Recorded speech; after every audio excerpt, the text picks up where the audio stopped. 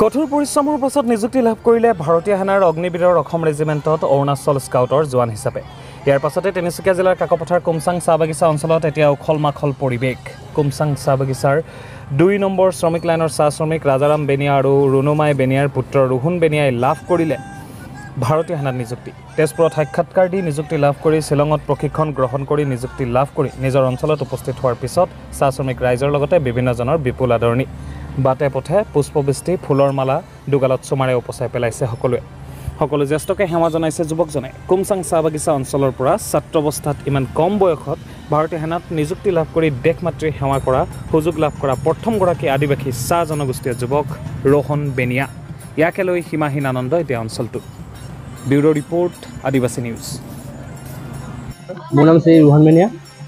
মোক বহুত ভাল লাগিছে পাই কিনে এনেকৈ চাকৰি, যাতে মোৰ লগৰকেইটাও এনেকৈ পাব লাগে আৰু গাঁৱৰ এনেকৈ সৰু ল'ৰাকেইটা চব ভাল হ'ব লাগে মানে, আৰু গাঁওখনৰ মানে নামটো উজ্জ্বল কৰিব লাগে। গাঁওখনৰ তোমালোকৰ এই এলেকাটোৰ নাম কি? কুমচাং ২ নম্বৰ। আজি কেনেধৰণে প্ৰচেষ্টা হাতত লৈছে, কেনেধৰণে তুমি প্ৰস্তুতি আগবঢ়াইছিলা, প্ৰিপেৰেশ্যন কেনেকৈ কৰিছিলা? প্ৰিপেৰেশ্যন মই এনেকৈ মানে একো এনেকৈ ৰুটিন নাছিলে, যেতিয়া মন লাগে তেতিয়া গুচি যাম মই। আৰু এনেকৈ এক্সামৰ টাইমতো গুচি গৈছিলোঁ মই। প্ৰথমতে আপোনাৰ মৰিয়ানী থৈছিলে ৰেলীটো, প্ৰথম ফাৰ্ষ্ট মই অগ্নিবীৰ মানে এনেকৈ এপ্লাই কৰিছিলোঁ। তাৰপিছত তাত ৰানিঙত মানে এনেকৈ বেয়া হৈ গ'ল, ডকুমেণ্টত ওলাই গ'ল। তাৰপিছত বহুত বেয়া লাগিলে, বহুত বেয়া লাগিলে মানে। তাৰপিছত আকৌ আহি কিনে মই আৰু নেক্সট টাইম ট্ৰাই কৰিম বুলি এনেকৈ হ'লেও নিজৰ হেৰিটো কৰি থাকিলোঁ আৰু কামটো না। তাৰপিছত এনেকৈ নেক্সট টাইম ৰেলী ওলালে আপোনাৰ তেজপুৰত, তেজপুৰ মিছামাৰী। তাৰপিছত তাতে গ'লোঁ, তাৰপিছত এনেকৈ ৰেলী হ'ল, ডকুমেণ্ট ৰানিং চানিং চব পাছ হ'ল।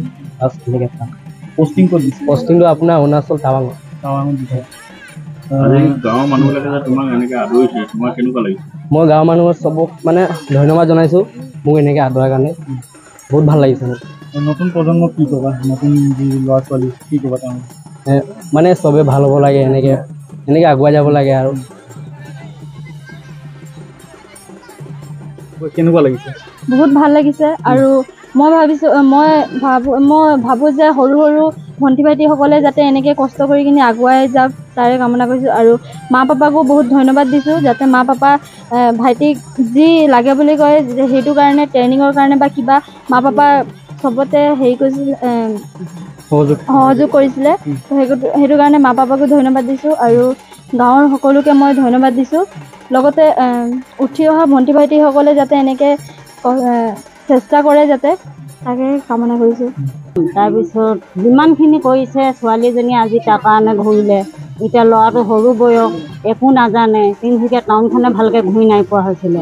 তাৰ ছোৱালীজনীক মই ক'লোঁ যে মই যিমান পইচা পাতি লাগে মই কাম কৰি মই যোগাৰ কৰি দিম। মই ফেক্টৰীত টেম্পৰাৰী কাম কৰোঁ, কাম কৰি সেনেকৈ পইচা পাতি যোগাৰ কৰি তেতিয়া ছোৱালীজনীক লগত পঠিয়াই দিওঁ। ক'ত তিনিচুকীয়া ক'ত থানা, মইতো সেইবোৰ একো দেখা নাই, মইতো এইবোৰ নাজানো। গতিকে তুমিয়ে লৈ যোৱা বুলি তেতিয়া ছোৱালীজনীয়ে লৈ গ'ল। আৰু প্ৰথম যেতিয়া যোৰহাট মৰিয়ানীক ইণ্টাৰভিউ দিব গৈছিলে তেতিয়া ছোৱালীজনীক লগত পঠিয়াই দিলোঁ মই, যে ল'ৰাটোৱে একো নাজানে, সি বৰ ভাগত টেঙৰ নহয়, কথা পাতিব সিমান নাজানে, তুমি লৈ যোৱা বুলি কয়। তাত ছোৱালীজনীয়ে লৈ কিনে তাত ভাড়া ৰুমত থাকি মেলি তাক ইণ্টাৰভিউ দিওৱালে। দিয়াই এবাৰ কাগজখনে এখন কাগজৰ কাৰণে ঘূৰি আহিলে। তেতিয়া এমাহমান কান্দি থাকিল। তেতিয়া মই তাক বহুত বুজালোঁ যে বেটা আৰু নেকান্দিবি, মই আৰু কাম কৰি মই তোমাক পইচা যোগাৰ কৰি দিম।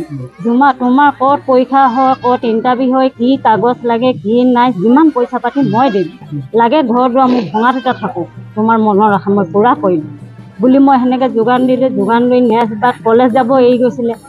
এতিয়া মই ক'লোঁ তোমাৰ মোবাইল নাই নেকি কলেজ যাবলৈ? ঠিক আছে মই মোবাইল কিনিবলৈ কলেজ পইচা দিম। নালাগে মোক মা, মোবাইল নালাগে, গাড়ী ঘোঁৰা একো নালাগে, মোক অকল ঝাণ্ডা কাপোৰখন লাগে বুলি ক'লে। তাৰপৰা ঝাণ্ডা কাপোৰ ঠিক আছে, মইতো কেনেকৈ দিম, এইটো তোমাৰ ভাগ্য যি আছে সেইটোৱে হ'ব বুলি ক'লোঁ। তাৰপিছত ইমানটো কয় আৰু মুঠতে নেক্সট বাৰ যেতিয়া সুবিধা দিলোঁ, পইচা পাতি দিলোঁ, তেনে আহি ভগৱানৰ আশীৰ্বাদত পাছ কৰিলোঁ।